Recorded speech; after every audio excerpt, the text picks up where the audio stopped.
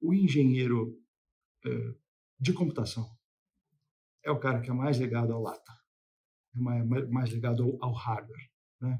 Potência de processamento, qual processador vai ser utilizado, quantos ciclos ele tem, quanto de memória cabe, que outros elementos eu preciso nessa placa para poder atender o serviço de edição de imagem, por exemplo. Então, a edição de imagem ela pode requerer algum tipo de processador que seja específico para esse propósito. Então, no geral, o mercado acaba se dividindo entre grandes empresas de software, grandes empresas de hardware, algumas que fazem ambos. E aí você tem um ecossistema que está ao redor disso. Tem empresas de consultoria de serviços que podem simplesmente utilizar tudo isso que está disponível e poder ajudar clientes a atender o que eles precisam.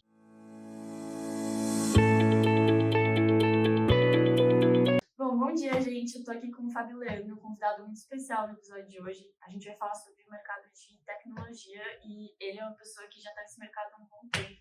Acho que ele vai conseguir explicar pra gente um pouco mais sobre como funciona esse mercado e o que ele está fazendo hoje. Então, e aí, Fábio, tudo bem? Obrigada por vir aqui falar comigo, falar nesse episódio com os estudantes. Queria que você começasse se apresentando, então, se puder. Acho que o seu nome sempre é um bom começo. Tá bom. Bom dia, Martina. Acho que, primeiro de tudo, obrigado pelo convite. Para mim também é uma coisa muito gostosa poder estar aqui dividindo um pouco de experiência com as pessoas. Você me colocou, meu nome é Fábio Leandro. Hoje eu trabalho na AWS, Amazon Web Services, é uma empresa do grupo da Amazon. Aqui eu sou responsável por poder apoiar clientes que querem migrar as suas estruturas de tecnologia para a nuvem. Então, geralmente os clientes podem ter estruturas de computadores, de servidores, de equipamentos para poder processar os seus dados e, eventualmente, eles não querem mais cuidar disso, né? Eles querem focar no negócio deles. Isso tudo pode mover para o ambiente de nuvem. Então, a gente ajuda os clientes nessa transição, por assim dizer. Uhum.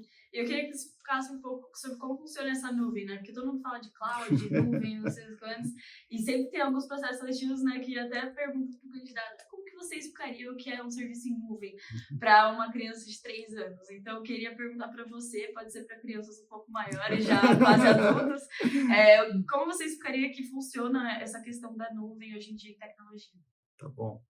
Bom, tem muita piadinha no Instagram sobre isso, né? Mas eu vou pular essa parte. Mas, assim, o serviço em nuvem, ele basicamente é um serviço que está contando com uma estrutura de TI. Então, você vai ter equipamentos, servidores, ar-condicionado, tudo fica acomodado dentro de centros de dados.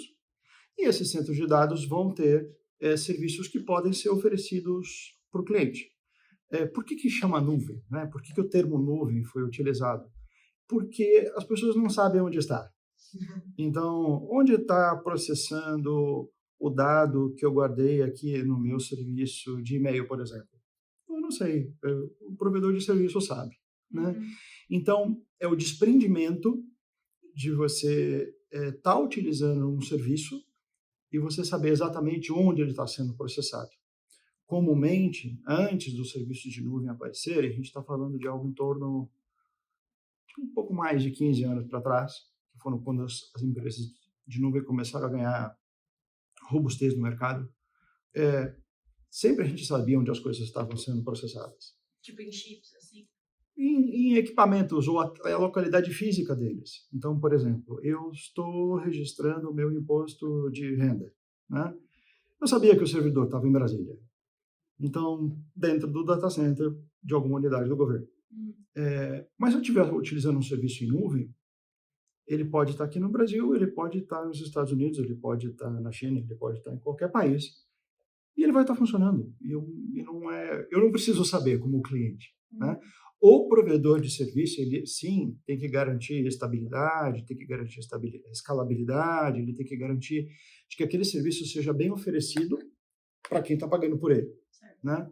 E uma das grandes vantagens de se utilizar esse tipo de serviço é que quem está provendo tem ganho de escala. Então, quantos servidores tem num centro de dados de um grande provedor de nuvem? Muitos. Muitos milhares de verdade, né? Então, esse ganho de escala acaba sendo refletido para o cliente, porque quanto mais equipamentos, quanto mais estrutura esses provedores têm, melhor é a negociação deles com fabricantes de equipamentos, e eles conseguem dar preço melhor para o cliente final. Ele devolve essa margem de economia, de ganho de escala para o cliente final. Então, o cliente final, no final da história, não tem que cuidar de equipamento, nem de servidor, nem de tomada, nem de nada que um centro de dados precisa. E ele pode ter um preço melhor do que se ele estivesse fazendo isso por si próprio. Então, no final da história, a nuvem pode estar em qualquer lugar, por isso é o nome, né? Geralmente, os grandes provedores de serviços de nuvem não dizem onde estão os seus centros de dados. Por quê? É uma informação sigilosa, porque por aspectos de segurança mesmo, né? Claro, se a pessoa ficar procurando, pode acabar achando, mas no final da história não é algo que seja interessante para um público geral. O provedor está cuidando, ele vai cuidar do serviço e ele vai entregar o serviço para o qual ele está sendo contratado. Então, essa é uma tranquilidade que o cliente pode ter. E o aspecto de segurança, isso ajuda também. Mas por exemplo, as Big Techs hoje, a Google, a Amazon, cada uma tem os seus data centers? Tem o seu centro de dados. Não é, por exemplo, do governo, e elas meio que subalugam, assim, é delas. Então, tem um espaço físico que tem data centers enormes com milhares de processadores de dados e eles existem em qualquer lugar do mundo, é mais ou menos isso. Sua pergunta é legal porque ela vai me derivar para outras duas possibilidades. Classicamente, a resposta é sim. Então, governos, empresas privadas que quiserem contratar serviços de nuvem podem utilizar esses serviços e esses serviços vão estar acomodados em data centers que podem estar dentro do país ou fora do país. Existem algumas áreas, algumas empresas ou áreas do governo que dizem o seguinte: olha, isso aqui é muito importante, eu não quero que esteja fora, eu quero que esteja dentro do país. Ok? Então, aquele provedor tem que poder ofertar o serviço dentro daquele país em específico. Existem alguns governos do mundo, são poucos, estou falando de um dígito, que eles dizem o seguinte: eu quero uma nuvem só para mim. Então, você, provedor, por gentileza, construa uma só para mim. Eu não quero estar junto dos outros. É raro, é famoso, é raro, mas acontece, né? É raro, mas alguns governos têm esse tipo de exigência. Obviamente, para o provedor, para ele poder construir uma nuvem só para um cliente, esse cliente tem que ter um consumo que justifique a construção de uma estrutura de nuvem só para aquele governo específico, né? Então, essa é uma possibilidade. A última, que também é bem interessante, é assim: vamos imaginar que você tenha dentro da sua empresa serviços. Vamos imaginar que seja controle de máquinas. Então, as máquinas estão lá se movimentando. Imagina uma siderúrgica. Então, a siderúrgica tem lá aqueles potes gigantes de aço derretido e tem que derrubar aquele aço derretido no vagão de trem, né? E, enfim, para transporte. Essas máquinas são controladas por equipamentos de TI. A comunicação desses equipamentos de TI tem que ser absolutamente perfeita e local. Então, existem alguns pouquíssimos serviços que não podem estar fora da empresa. E aí, o que os provedores fazem? Eles têm a possibilidade de instalar um rack de equipamentos, sei lá, servidor, equipamento de rede, equipamento de armazenamento de dados. É como se fosse um pedacinho da nuvem só dentro da casa do cliente. Ele controla tudo pela mesma console, pela console que ele usa os serviços dele de algum provedor grande. Mas ele pode ter essa opção de ter só um pedacinho de nuvem lá dentro da empresa dele, porque existe uma necessidade muito específica. Uhum. Então, é que a sua pergunta partiu, ela navegou para exceções, né? As exceções podem ser tratadas, seja por um grande governo, seja por uma empresa privada que tem uma necessidade específica. Mas se eu quiser abrir uma empresa hoje de software de tecnologia, eu preciso ter um data center para armazenar as informações? Ou os que já existem, tá tudo certo, eu não preciso alugar eles nem nada? Pelo contrário. Não, utiliza um serviço de nuvem, vai ser muito mais rápido. A grande sacada do serviço de nuvem é que você consome ele como um botão de energia de luz. Está usando, paga. Desligou a luz. Não está usando, não paga. Uhum. Então, isso é muito difícil de você fazer, você tendo os equipamentos. Você tendo que cuidar do data center, do centro de dados. Você tendo que controlar energia, ar-condicionado, se os equipamentos estão cabeados corretamente dentro de um rack e por aí vai. Uhum. Então, isso é muito interessante. Então, você está abrindo uma empresa de software, mas o pessoal não vai programar 3 da manhã, né? Talvez alguns, Uhum. né? Mas, no geral, as pessoas vão trabalhar dentro de um período de tempo. Então, você vai pagar pelos equipamentos que você está usando naquele período de tempo. Então, isso, sobretudo para empresas que estão abrindo, que estão iniciando, não faz sentido hoje, no nível de maturidade que a gente tem com os provedores existentes, não contratar um serviço de nuvem para guardar os seus programas, para guardar as coisas que estão sendo construídas. E aí isso é por assinatura, então, tipo assim, o contrato da Amazon, da Google, serviço de nuvem, e aí eu consigo... É uma continha que chega no final do mês. Uhum. Olha, você consumiu isso aqui de processamento, você guardou quantos, sei lá, gigabytes, terabytes de dados, você consumiu isso aqui de rede. Está aqui a sua continha. Um exemplo para tangibilizar isso, só uma pergunta. Por exemplo, eu tenho o Google Drive. Uhum. E aí, por exemplo, uma conta normal tem um armazenamento máximo de 10 gigabytes. Uhum. E aí, se eu quiser mais armazenamento para colocar mais documentos, enfim, qualquer coisa, eu preciso pagar por isso. E aí, é assim que essas empresas estão gerando receita? Que assim, essas empresas estão gerando receita. Obviamente, dentro dos provedores existentes, você vai encontrar alguns que são mais focados para um usuário final, que são coisas que a gente pode facilmente acessar no celular. Existem provedores de nuvem que são focados em serviços mais para empresas, né? E aí existem essas possibilidades, mas no final da história é exatamente isso, assim que ele vai produzir receita. Quanto mais clientes o provedor tiver, melhor. Parece que o pensamento seria um pouco ao contrário, né? Assim, como assim mais cliente melhor? Porque mais cliente significa que ele pode distribuir os custos de uma maneira mais de qualidade. E uma coisa que eu queria entender, porque às vezes você fala tecnologia é uma coisa muito ampla. E aí eu entendo que, por exemplo, quando eu estou mexendo no meu computador, no meu celular, eu estou gerando dados. Esses dados, eles são processados e armazenados. E isso pode ser entendido como uma vertente da tecnologia, né? Então, todo o caminho que um simples dado faz, até, por exemplo, esses processadores e todo mundo que lida com isso.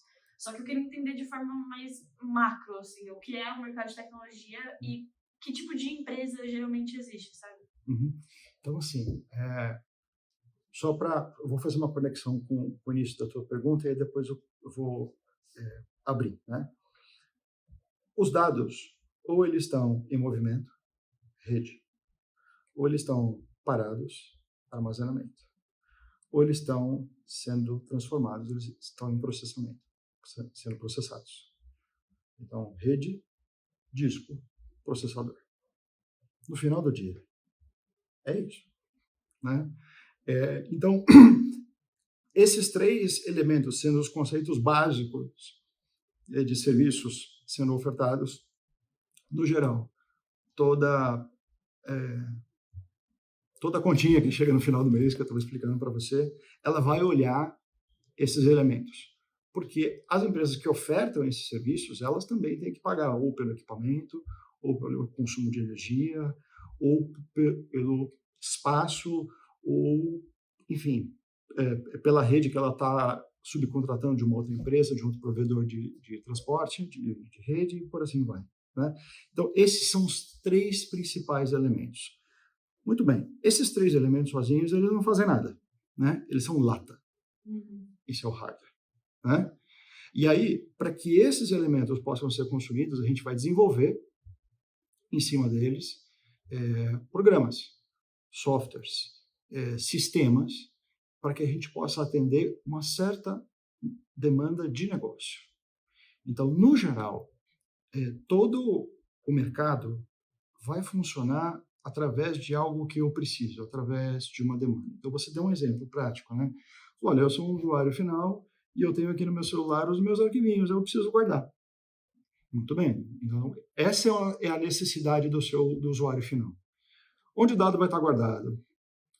Como ele vai ser transmitido até esse ponto centralizado? Como você vai se autenticar dizendo que você realmente é Martino e você não é um invasor?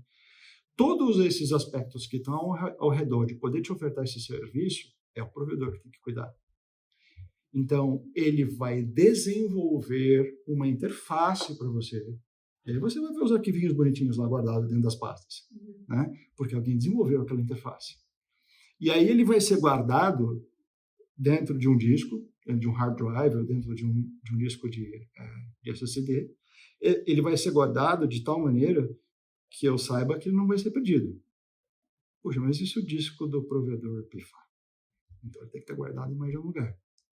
Porque se aquele pifar, um outro tem que assumir. Então, todos esses cuidados, quem está ofertando o serviço, ele tem que tomar conta, né? Mas sempre onde a necessidade aparece, o caminho é o contrário, né? A necessidade aparece e aí todo o desenvolvimento do que é necessário vai ser provido. As empresas, no geral, você tem fabricantes, então você tem empresas que fabricam equipamentos, então realmente são empresas que fabricam a placa. Se você olhar uma placa-mãe de computador, uma placa-mãe de qualquer tipo de equipamento, você vai ver que ela tem várias camadas, e aquelas camadas promovem comunicação entre todos aqueles elementos que a gente não sabe o que eles fazem, mas eles têm um papel ali, naquela placa principal, né, para poder prover o serviço que aquela máquina foi planejada. Pode ser um computador, pode ser o roteadorzinho da sua casa, para comunicar com um provedor de internet, pode ser, sei lá, a sua própria televisão, que vai ter uma plaquinha lá, você tem lá os canais, agora você consegue escolher quais são os provedores de mídia que você quer utilizar já pela própria televisão, porque lá dentro tem uma placa-mãe, tem um processador, tem memória. O seu celular, por exemplo, é um dos melhores exemplos, né? Então, existem empresas que fabricam a lata, né? Eles planejam, no geral, desenvolvimento de hardware gasta um tempinho, né? Coisa de anos, estou falando 2, 3 anos para você desenvolver um hardware robusto que possa prover um serviço como um celular, por exemplo, ou como um computador, né? Mas uma vez desenvolvido, aí em cima daquilo vai o sistema operacional. Então você tem o Android e o próprio sistema do iPhone, da Apple, né, o iOS.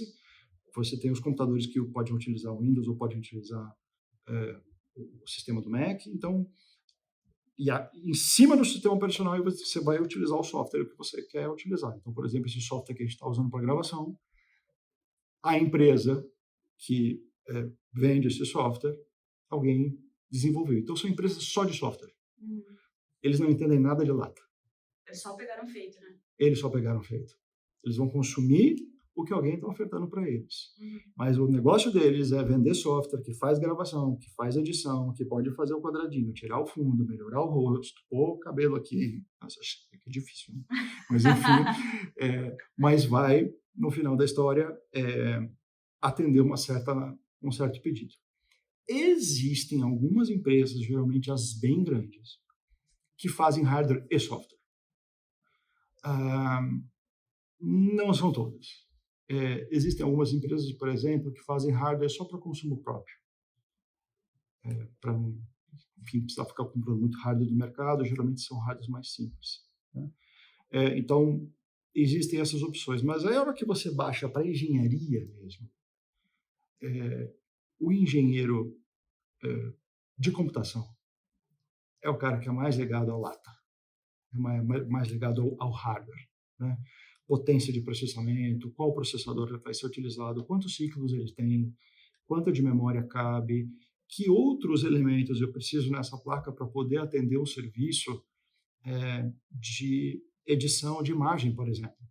Então, a edição de imagem ela pode requerer algum tipo de processador que seja específico para esse propósito. Então, no geral, o mercado acaba se dividindo entre grandes empresas de software, grandes empresas de hardware, algumas que fazem ambos, e aí você tem um ecossistema que está ao redor disso. Tem empresas de consultoria de serviços que podem simplesmente utilizar tudo isso que está disponível e poder ajudar clientes a atender o que eles precisam. Né? Eu costumo brincar que, assim, tecnologia, TI, de uma forma geral, é como se fosse medicina. Né? Então, você tem o obstetra, você tem o cirurgião cardíaco, você tem o dermatologista, você tem diversos tipos de especialidade que, no geral, o dermatologista não conhece muito de cirurgia cardíaca. O negócio dele é dermatologia. Né? E, da mesma maneira, o cirurgião cardíaco ele não vai entender muito como é que conserta a unha se ela tiver com problema. Né? Não é o negócio dele. Então, em TI, são muitas áreas. Ao invés de a gente cuidar de gente, a gente cuida de equipamentos e software. Então, cuidar de gente, você cuida do corpo, do body e da mente. Né? Cuidar de equipamento, você cuida da lata e cuida dos softwares. Então, você não precisa saber tudo por trás do hardware para ser uma empresa de software, por exemplo. Não. E nem vice-versa. Não. Mas ajuda. Ajuda porque, dependendo do que a empresa de software está fazendo, conhecer o hardware são casos específicos, tá? A resposta não é, no geral, não, mas podem haver situações onde conhecer o hardware vai ajudar essas empresas de software a utilizar o melhor potencial possível daquele equipamento. Às vezes até ajudar a empresa de hardware a atualizá-lo ou criar novas opções. Vou dar um exemplo para você. Existem alguns tipos de processamento que podem demandar uma quantidade muito grande de recurso computacional. Aí eu estou falando processador mesmo. Né? Um exemplo pode ser na indústria automobilística. Então, na indústria automobilística, no geral, antigamente, como é que eles faziam? Né? Pô, eu quero criar um modelo de um carro aqui, mas a gente não tem muita certeza se isso aqui vai ficar bom, ou vai dar errado, ou vai dar certo. Fazia argila. Né? A argila era muito utilizada para criar esses protótipos, mas levava um tempão e dava um trabalho danado trabalhar com a tal da argila. Hoje, tudo isso é feito de maneira computacional. E esses projetos, imaginando o desenho do carro, né? Imagina a quantidade de curvas que cada um dos elementos tem.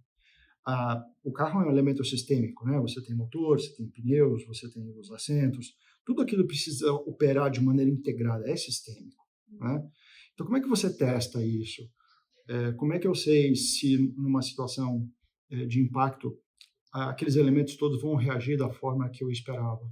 Então, ao invés de eu construir um carro primeiro e tacar ele na parede para ver se isso vai funcionar direito, eu preciso testar eletronicamente isso. Sim. Então, só que isso gasta muito processamento. Né? Então, existem empresas que colaboram com as empresas de hardware, porque essa é a demanda. Né? A demanda é, eu preciso criar um carro novo em menos tempo. Esse é o pedido. Né? Como é que eu fabrico esse pedido? Eu preciso de muito recurso computacional. Sim. Eventualmente, os recursos computacionais existentes naquele momento não atendem. Puxa, então a gente precisa fazer um novo. Então, é um pouco disso, né? Dependendo da necessidade, ela pode ser muito, muito específica. E aí ela empurra o mercado de hardware para que ele possa reagir a isso e atender essa necessidade de mercado. Sempre começa lá no fim, lá no freguês, né? Lá no pedido, lá na demanda, e aí o mercado atende. Tenho 2 perguntas. Por favor. A primeira é, existem exceções que às vezes não tem demanda, mas uma empresa é tão boa e é um produto às vezes tão revolucionário que cria demanda, por exemplo, isso acontece no mercado de tecnologia ou não? O que você acha? Isso, como ex-consultor, eu vou falar depende, né? Assim, Politicamente correto. Vai responder, depende. Uhum. Mas aí a parte boa é o porquê do depende, né? Então, assim, o Uber, por exemplo, né? Acho que o Uber é um exemplo interessante. O Uber, a revolução que ele causou tem vários elementos que são fruto de estudo, né? Um deles está associado ao que você perguntou. Poxa, mas essa demanda não existia, eles criaram e foi super bom. Mas, na verdade, a demanda estava represada. Ela estava escondida. As pessoas se transportavam mal.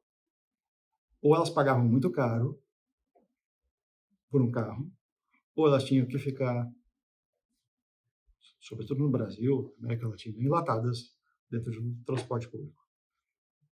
E, então, de certa maneira, a demanda existia. Ninguém pediu. Mas a demanda estava lá escondida. Então, a primeira coisa que isso foi observado. Essa demanda foi observada, escondida, ninguém pediu, mas ela existia. Segundo, tecnologicamente, o sistema do Uber não tem nada de... Quando ele foi criado, já existia GPS, já tinha celular. Exato. Já tinha os elementos todos. Ele não precisou criar nada fora do... Claro, ele criou um sistema, ele criou uma plataforma para que aquilo acontecesse, mas os elementos todos já existiam. Não houve elementos novos sendo criados. Isso é muito, muito interessante. Mas a parte mais legal é que ele criou uma plataforma que conecta demanda com o pedido. Ele conecta a demanda com a oferta. Então, essa foi a grande sacada. Depois, muitas plataformas foram criadas. Plataformas para, por exemplo, alugar uma casa para praia no final de semana. Né? Você conecta a demanda com a oferta. Eles chamam isso de plataforma de two-side, né? Two-side effect platform. Então, isso foi sensacional. Esse foi o grande clique, né? Nessa mudança de cenário que a gente teve. Mas você tinha feito 2 perguntas, me ajuda a lembrar. A outra eu ainda não fiz, mas eu queria te perguntar, a gente está nessa vibe de software e hardware, de todas essas camadas que compõem o mercado de tecnologia. Eu queria te perguntar como que você chegou a trabalhar com o que você trabalha hoje e se o que você trabalha hoje é software ou é hardware. Nossa, essa última vai ser mais difícil, mas vamos lá.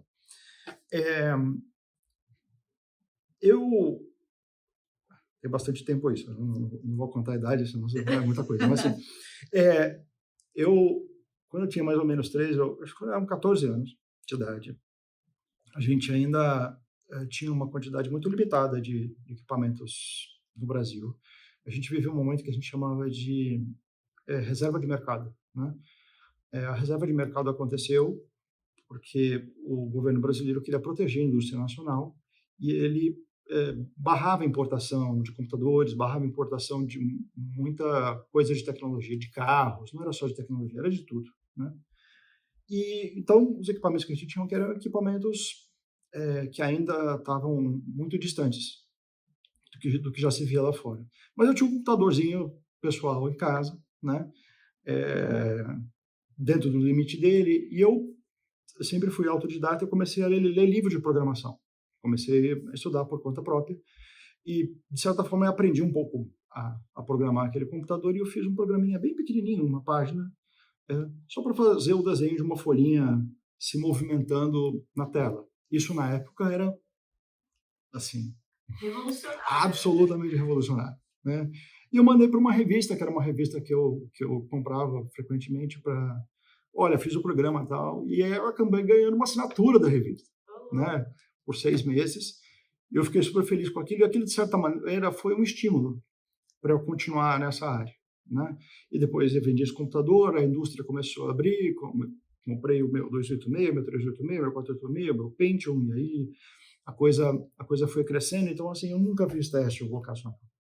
Eu nunca tive a menor dúvida que eu ia trabalhar com TI na vida, né?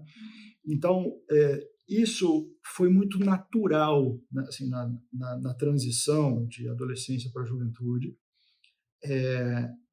e não só pelo processo de formação de educação formal, mas também o meu primeiro emprego formal, vamos dizer assim, foi já na área de tecnologia. Então, eu era operador de computador júnior menos, né? Assim, era o menor cargo possível, né? Mas eu já ajudava uma área de treinamento de TI que funcionava dentro de um banco que depois acabou sendo comprado, né? E foi evoluindo. Depois, na sequência, eu acabei trabalhando com desenvolvimento, então eu era programador mesmo, zero hardware, só software, desenvolvia sistemas para uma área de controle financeiro desse mesmo banco. Então, eles queriam lá desenvolver, sei lá, processar dados de orçamento e processar dados de resultado financeiro de cada uma das agências daquele banco. E eu fazia esse papel e desenvolvia os sistemas que geravam esse dado final, né? E aí, depois de muito tempo de área de desenvolvimento, eu falei, eu quero fazer alguma coisa diferente, né? Puxa, legal. E aí apareceu uma oportunidade para eu poder trabalhar com os servidores. Então, eu ia cuidar mais das máquinas do que do software em si. Trabalhei um tempo importante em suporte reativo mesmo, né? Fábio, não está funcionando, me ajuda aqui, né? O Fábio parou o sistema inteiro, ou o Fábio parou o bloco 7 inteiro, né?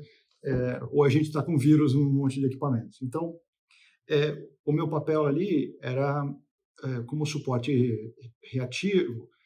Quando haviam situações de crise, eu acabava atuando e dando suporte para outros profissionais que ficavam distribuídos nessa empresa onde eu trabalhava. Ainda era esse mesmo banco onde tinha começado a trabalhar, né?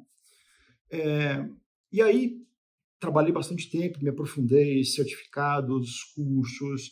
Aliás, isso é uma coisa interessante, né? Você sempre tem que estar atualizado, né, o tempo todo, você tem que estar estudando sempre o tempo todo.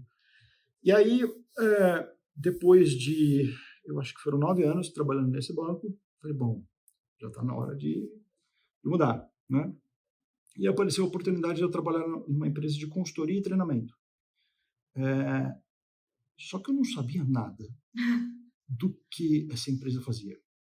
Porque o pedaço de TI que eu sabia estava mais relacionado a sistemas operacionais e mais relacionado de servidores, né? E desenvolvimento. E essa empresa de consultoria e treinamento, ela trabalhava com redes, que para mim não era dermatologia, era cirurgia cardíaca. Eu não sabia fazer cirurgia cardíaca, né? Mas aí, esse é um princípio básico, uma necessidade básica do profissional de TI, que precisa ser autodidata. Não dá tempo de ninguém dar a mãozinha para ele. Então, aí eu voltei a estudar, estudei bastante, né? Aprendi como redes de computadores funcionam, como é que os dados são transmitidos, como é que esses equipamentos precisam ser configurados, e fui evoluindo nessa empresa. Era uma empresa não grande, era uma empresa pequena, mas foi um lugar sensacional de trabalhar, provavelmente um dos mais legais que eu trabalhei na minha carreira inteira. E lá eu aprendi muito, e aprendi a ensinar também. E, de certa forma, essa empresa acabou transformando um pouco da minha maneira de funcionar como profissional. Eu era mais aquele profissional cabana, a gente fala, né? Eu ficava lá quietinho dentro de uma sala, você colocava a pizza embaixo da porta, depois de 3 dias nascia, né, o pedido que tinham me feito. E eu entregava bem o pedido que era feito, mas eu era um bicho do mato, eu ficava ali, né, dentro da sala. Claro, interagia com as pessoas, brincadeira, mas quando você parte para poder ensinar, você se reeduca de uma maneira completamente diferente. Então, isso melhorou demais a minha disposição de poder interagir, né? E saber que na outra ponta da tecnologia tem um usuário, tem alguém que vai consumir, ele não é seu inimigo, ele precisa de você, né? Então, da mesma maneira que quando você vai imagina que você vai para um hospital, voltando para a analogia, né, com a medicina, você foi para o hospital, lá no pronto-socorro e você está resfriado, e aí a enfermeira te trata meio de má vontade, né? Poxa, mas você não foi no hospital porque você não tinha nada para fazer. Você está resfriada, você precisa de ajuda, né? E as pessoas que estão ali precisam ver que no final da história tem um usuário final que é você que está resfriado e está com dor. E TI é a mesma coisa. Só não é uma pessoa, é um computador, é um sistema, mas no final da história alguém está consumindo aquilo. Bom, e eu migrei para essa empresa, me tornei instrutor, dei muita aula, dei aula para mais de 1.000 alunos. Fui consultor também nessa empresa, então eu meio que dividia meu tempo metade. E foi um lugar sensacional, onde eu aprendi muito de rede de computadores. Aí, aquela mesma coisa, né? Passa um certo tempo, você começa a ficar incomodado, vou fazer uma coisa diferente, tal, não sei o quê. Bom, vou para uma empresa maior, né? É aquela ideia genial que às vezes a gente tem. Vou trabalhar numa empresa grande. Essa empresa aqui é pequena, vou trabalhar numa empresa grande. Beleza. Aí, um amigo meu trabalha numa empresa de telecomunicações, conversei com ele, a gente se conversou, não, vem para cá, tal. E aí eu fui para a tal da empresa de telecomunicações. Foi o pior movimento que eu fiz na minha carreira, de toda a minha vida. Meu Deus. No dia 1, no primeiro dia, cheguei em casa e falei com minha esposa, fiz bobagem. Ela disse, como assim? Você começou hoje, né? Não, mas eu fiz bobagem. Já sentiu, né? Certeza absoluta de que eu fiz uma enorme bobagem. Ela falou assim, não, mas calma, não sei o quê. E eu levei 11 meses para consertar aquela bobagem. Porque eu também não queria sair no dia seguinte. Eu meio que tinha prometido coisas para entregar para a empresa e tal. Eu tinha um certo compromisso ali, né? Então eu fiquei um tempo, foram esses 11 meses que eu chegava em casa, alguém me contava uma piada e eu não conseguia rir, porque eu não estava feliz, né? Muito bem. Depois desses 11 meses, aí veja que essa é uma coisa curiosa, né? Você começa na sua carreira com um acesso pequeno ao grupo de pessoas que estão ao teu redor, mas à medida que você vai mudando de empresas, o seu networking vai crescendo exponencialmente. É natural. Então, no começo é natural que a gente não tenha grande networking, mas naturalmente isso vai acontecer. Então, uma das pessoas com as quais eu tinha trabalhado antes falou, cara, não vem para cá. E eu fui para uma empresa de software e hardware. Aí sim. Né? Que foi uma empresa deliciosa, era uma empresa que vendia equipamentos de rede, mas o software que funcionava naqueles equipamentos ela também desenvolvia. Então, ela desenvolvia ambos e oferecia soluções para o mercado. Foi uma empresa, um lugar sensacional. Nessa empresa, trabalhei 2 anos, não foi muito tempo. Eu suportava pré-venda. Fábio, o que é isso? Né? Bom, a empresa precisava vender essas soluções. De hardware com software junto. Ela vendia a solução inteira lá, está aqui a minha lata, o software está junto, para o cliente poder utilizar e atender a demanda dele. Só que o cliente precisa de ajuda para saber se aquilo vai resolver o problema dele. Eventualmente, ele quer testar antes de usar. Será que funciona direito? Será que isso resolve o meu problema? Eventualmente, ele precisa de ajuda para colocar aquele equipamento em funcionamento com outras dezenas de equipamentos que já estão lá. Como é que essas peças se interligam? Como é que é a arquitetura delas? Como é que o servidor conversa com o equipamento de rede? Como é que o equipamento de rede conversa com o equipamento de armazenamento? Como é que essas peças podem estar organizadas de maneira a ofertar o melhor serviço possível para o usuário final? Então, essa arquitetura, a gente chama de arquitetura, né? Ela fazia parte da minha responsabilidade funcional. Eu ajudava os clientes a consumir, a utilizar essas soluções, colocar para funcionar dentro das suas estruturas de dados, e aí a configuração para poder interagir com o que ele já tinha lá funcionando. Então, imagina, sei lá, uma empresa que é um provedor de serviços de streaming de vídeo, né?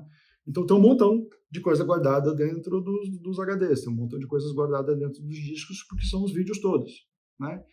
Como é que o consumo daqueles vídeos pode acontecer de tal maneira que ele não demore a aparecer na sua tela?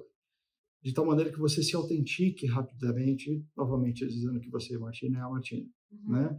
De tal maneira que você quiser dar o pause, dar pause, play quantas vezes quiser, isso não vai estragar o andamento do vídeo. Então, para que isso funcione bem, tem uma arquitetura por trás disso, né? Para que esses elementos eles se comuniquem de tal maneira e processem os dados de tal maneira que isso não gere uma experiência ruim para o usuário final. Então, eu ajudava os clientes, essencialmente, a consumir esse tipo de solução. Então, isso a gente chama de pré-venda. Quer dizer, o cliente não comprou ainda, ele acha que pode resolver o problema dele, mas ele precisa de ajuda para entender, tecnicamente, isso aquilo vai resolver o que ele está buscando. O profissional de pré-venda, ele ajuda o cliente a tomar a decisão de aquisição, seja pelo aspecto técnico, às vezes até por questões de preço. Mas aí preço é o vendedor que conta. E hoje você trabalha com isso?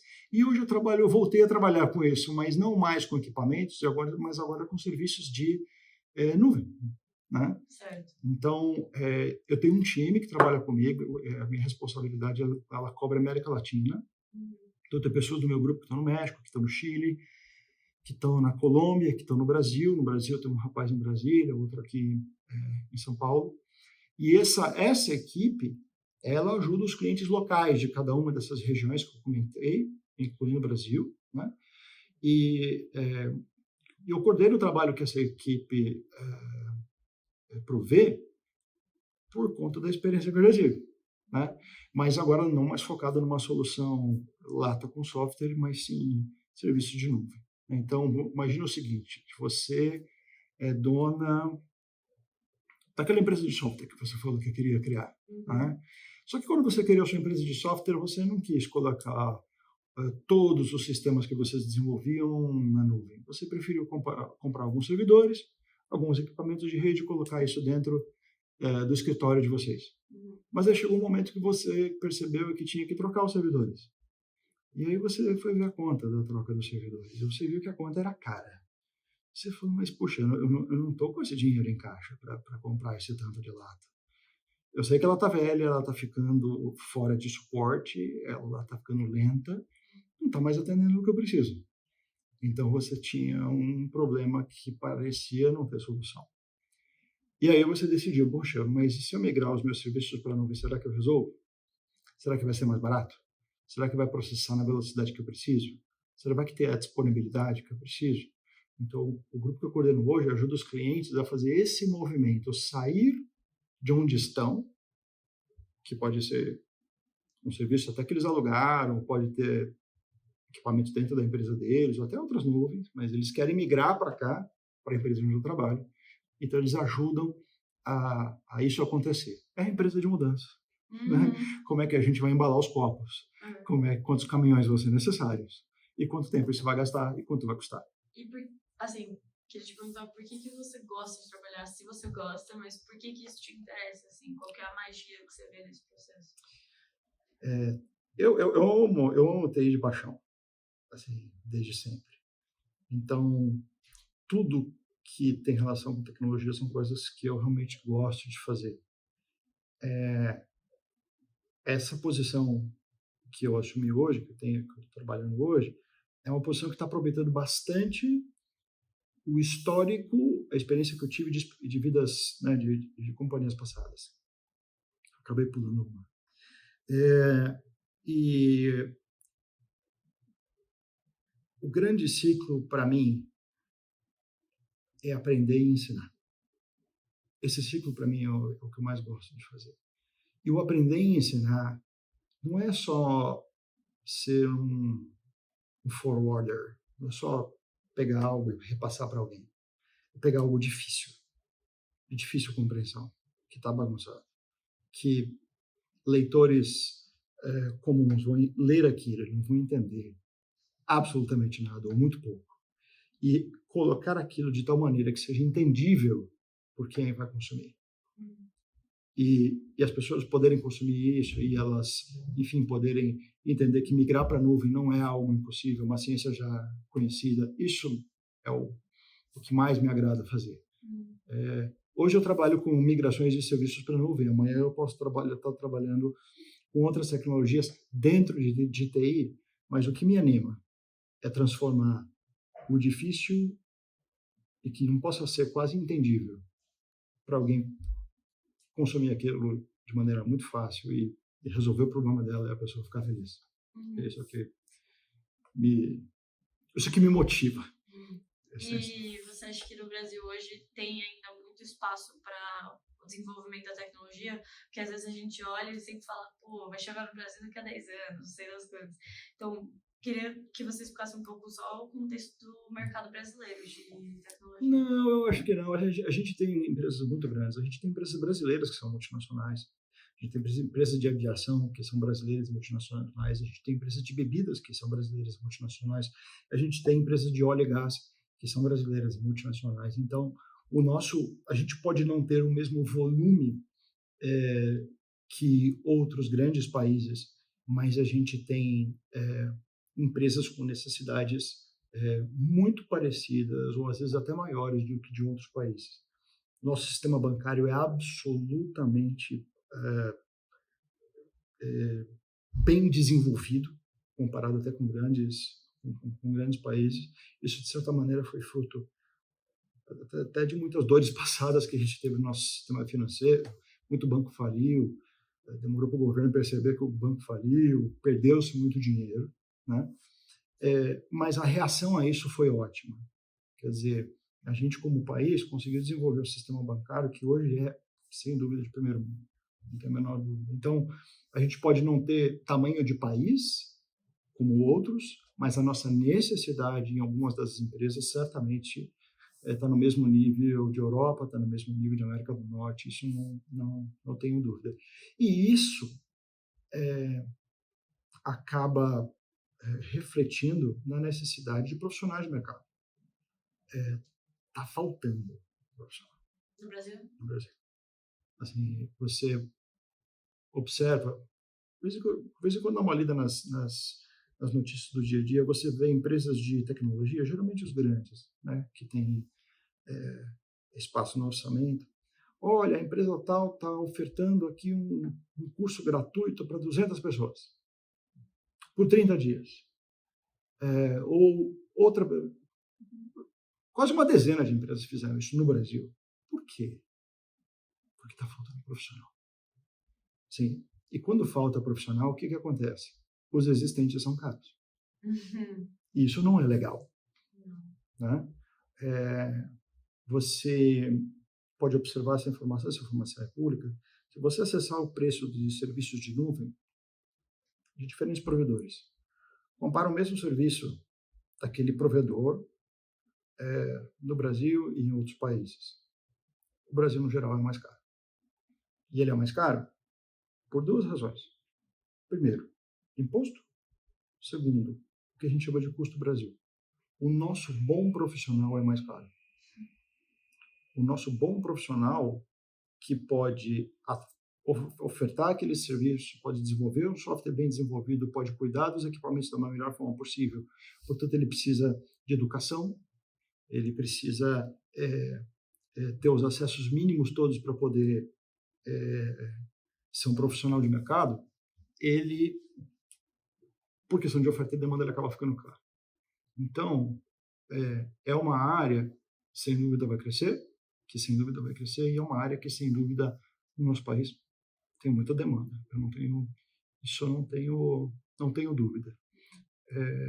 Se você comparar um engenheiro de TI, né, mesmo o processo de formação, mesmo o dinheiro gasto na educação, na graduação, mesmo tudo, o engenheiro mecânico, por exemplo, elétrico, no geral, no comecinho de vida, o engenheiro de TI vai ganhar um pouco mais. E isso acaba acontecendo na sequência da carreira. Claro, tem as exceções, mas por quê? O engenheiro de TI ele precisa estudar para o resto da vida. Então, ele tem uma taxa de atualização absurdamente grande. Você imaginar um engenheiro elétrico, mecânico, claro, ele vai fazer curso de atualização, mas ele pode sair de férias um mês. Tá ok. Se você é um cara de TI, saiu de férias um mês, muita coisa de tecnologia aconteceu em um mês. Que quando ele voltar de férias, ele vai ter que aprender, ele vai ter que estudar, porque senão ele vai ficar para trás. Então, se você faz isso por 40 anos, isso gasta um pouco de energia. Com certeza. Né? Isso demanda do profissional realmente amor pela profissão. Porque se ele não amar a profissão, ele fica muito desgastado. A natureza porque é um mercado que vive da novidade. É um mercado que vive do novo. Tecnologia. Quando você imagina a palavra tecnologia, o que te vem à mente? Algo novo. Algo que desenvolveram que eventualmente eu não estou utilizando ainda. Né? Então, é um mercado que vive disso. E para viver disso, o estudo é frequente. Sempre. Não importa a posição que você tem. Qual é a qualidade mais importante no mercado de tecnologia? Estudo. Estudo sempre. Como você avalia o impacto da inteligência artificial? Pode ser que no momento ela seja só ela tenha a cara só de evolução, mas eu não acho não. Eu acho que ela é revolução. Ela vai revolucionar. O que você gostaria de saber mais sobre? Qual é o interesse pessoal? Isso eu queria saber mais sobre tecnologia aeroespacial. Como os foguetes voam, como é que eles chegam lá, como é que as coisas acontecem. Eu adoraria saber isso. Qual é a habilidade que você ainda quer desenvolver? Eu gostaria de desenvolver a percepção rápida, quase imediata. Às vezes existem situações que a gente demora a perceber coisas que estão acontecendo. Eu gostaria de ter uma maneira de acelerar isso, um turbo. Tá. Qual livro que você recomendaria?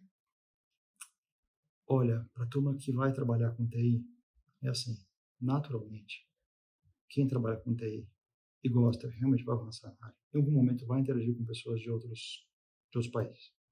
É absolutamente natural que isso aconteça. Não é um privilégio. É normal. Existe um livro que chama The Cultural Map, como se fosse um mapa da cultura. Ele está em inglês. Mas ele traz dezenas de situações de profissionais interagindo entre um francês e um chinês, um italiano com um inglês, e um brasileiro com um americano. E são situações reais, são situações de vida. E por que às vezes essas comunicações não funcionam bem? O livro é uma delícia porque você percebe rapidamente por que a sua reunião do dia anterior não funcionou. Ela foi muito ruim, né? E aí ele te ajuda a você entender o outro lado. A compreensão tem a diferença, né, de entender e compreender. Quando você expande para o compreender e você entende o outro lado, você fala assim, agora eu entendi por que a reunião com fulano da Índia não funciona. E aí, ele te ajuda a expandir a sua perspectiva de que culturas diferentes, mesmo fazendo parte da mesma empresa, mesmo fazendo parte da cultura da empresa, ainda assim, podem ter várias questões de interação. Eu acho esse livro muito bacana e ele dá uma expandida. E hoje, qual é a palavra que descreve melhor o seu estilo de liderança? Servidor.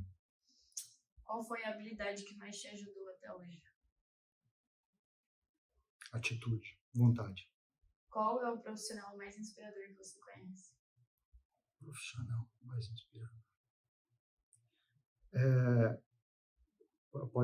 Pode parecer...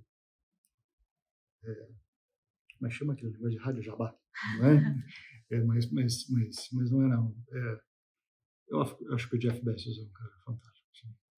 Ele de fato foi inspirador, porque ele criou algo absolutamente diferente de todas as outras empresas e porque ele lutou muito tempo para provar que a ideia dele era uma ideia que ia funcionar bem.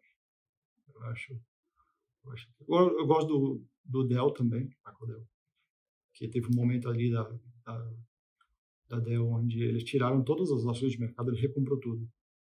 A empresa voltou a ser privada, sem ações, nenhuma bolsa, porque ele queria tomar decisões dentro da empresa dele, sem a pressão da bolsa, Uhum. porque ele tinha certeza que o destino que ele queria tomar era o destino correto, mas ele precisava de tempo para isso. Eu achei muito legal o que ele fez naquele momento. Precisa ter coragem. Precisa ter coragem, a empresa precisa ter saúde financeira para isso, ele precisa realmente acreditar de que o que ele está fazendo é o correto. Só que, às vezes, precisa de tempo. Uhum. Né? A gente costuma falar que não existe, essa é uma frase do Andy Jassy, não existe compressão para tempo, para aprendizado. Então, às vezes, o aprendizado você precisa percorrer um certo tempo mesmo para que ele aconteça. E por fim, qual profissional você gostaria de ver aqui no Unicast um dia? Vou sair um pouco da área de TI, posso? Pode. Acho que o Alexandre Garcia. O Alexandre é um jornalista fantástico. E eu acho que a maneira que ele organiza o pensamento, e ele tem um conhecimento histórico muito grande, eu acho super interessante. Eu sou um grande fã e assistidor das coisas dos materiais que ele produz.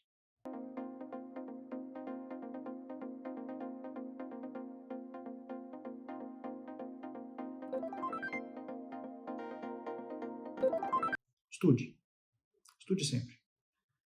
TI não é uma área que vai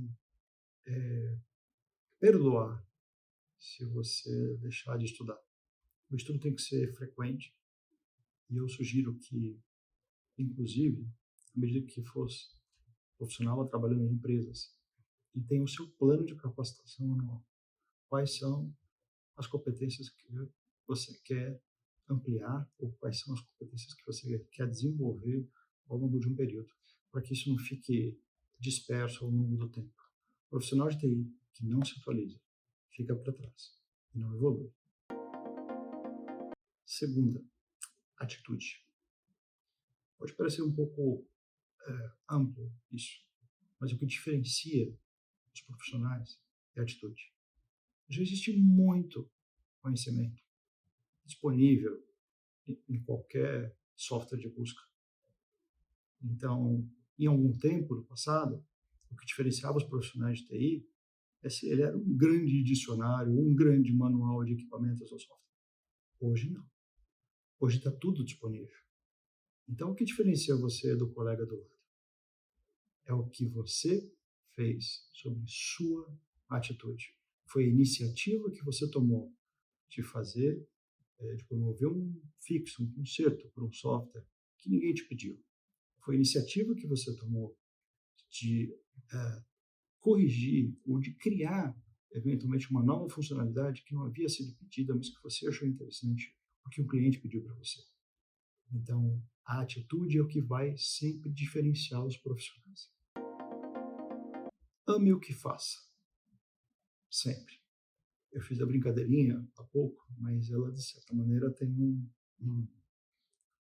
um fundo importante. A gente passa um tempo muito grande das nossas vidas dentro dos nossos ambientes de trabalho, sejam eles quais forem. Então, quando, ao final de um dia, quando você chegar na sua casa e alguém te contar uma piada, você precisa ir. Você tem que dar risada. Porque se você não der risada, aquele dia foi um dia ruim. E se isso estiver acontecendo por muito tempo, então, o local onde você está, o trabalho que você tem, o chefe que você tem, as pessoas que estão ao seu lado, alguma coisa não está legal. Então, você precisa corrigir isso. Ame o que faz. Claro, todo trabalho vai ter um problema ou outro, isso é natural que aconteça. A vida não são, obviamente, só flores. Mas se você amar o que faz, tudo isso vai ser endereçado. Beleza. Só finalizando então, pode mudar a hora para mim. Queria te agradecer muito, Fábio, por ter participado do episódio. Eu aprendi muito sobre todas essas dúvidas que martelavam na minha cabeça sobre como funcionam essas estruturas e todos esses sistemas que um monte de gente fala, mas ninguém realmente sabe explicar. Aterriza. Exato. Então, acho que foi muito bom, assim, a minha experiência foi magnífica aqui. Então, obrigada mesmo por ter participado. Espero que a gente se encontre mais vezes aí. E deixe um espaço final para você reforçar algum ponto que você queira, dar um recado final. Bom, primeiro, acho que novamente, né, eu que agradeço o convite. Para mim, no meu momento de carreira, poder ajudar pessoas que estão em processo de formação é uma realização pessoal. Então, eu espero que esse vídeo possa ajudar, de fato, quem estiver assistindo. E reforço a questão da atitude. Isso diferencia qualquer tipo de profissional, isso não é só para TI. Isso é para a vida, né? Então, a gente não pode deixar que a mesmice, que a coisa do dia a dia nos consuma. A gente realmente tem que ser intencional aos propósitos que a gente tem. E boa sorte. These my dollars make it hurt.